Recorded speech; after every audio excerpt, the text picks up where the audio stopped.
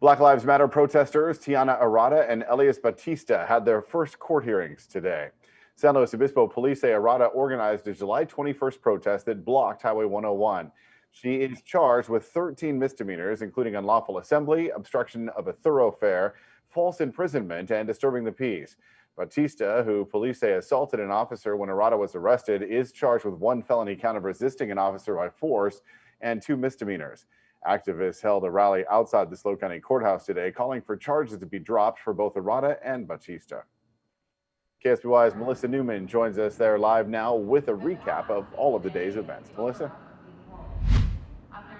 People started packing into this area around 7:30 this morning, holding on to hope that Elias Bautista and Tianna Arata won't have to go through the court process much longer and their charges will be dropped.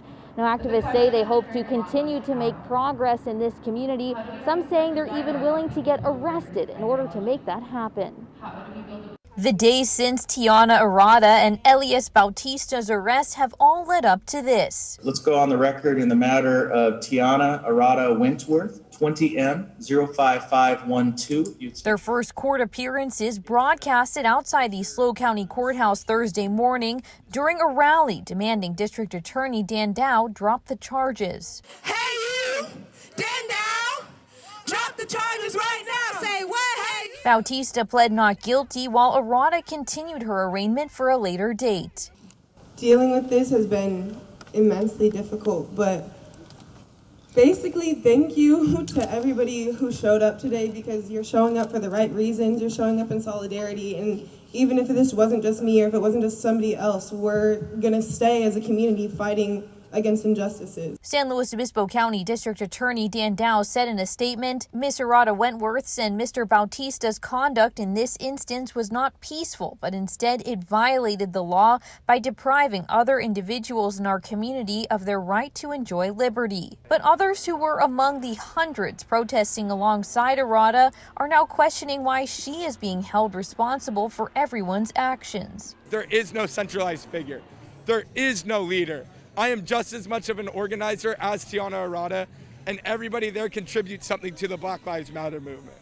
So, as I said earlier, if District Attorney Dan Dow wants to file 13 misdemeanors against Tianna Arata, then he should file 13 misdemeanors against me, because I am just as guilty as Tianna Arata. What lives matter here? Black lives ain't matter here. While some may have thought the movement would have stopped following the arrest, these activists say there's still a lot of work to be done and progress to be made. The fight's not over. It's nowhere near over. We're going to continue. We're all in it together.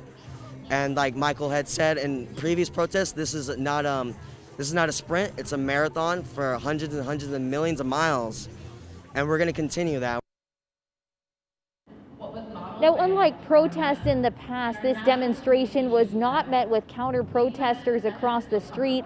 Now, what you can hear happening behind me is a youth empowerment rally sponsored by the NAACP. Several people expected to speak tonight, including live performances as well. For now, reporting live in San Luis Obispo, Melissa Newman, KSBY News. Arata's arraignment has been continued. Her next court date is September 17th, with a trial expected in December.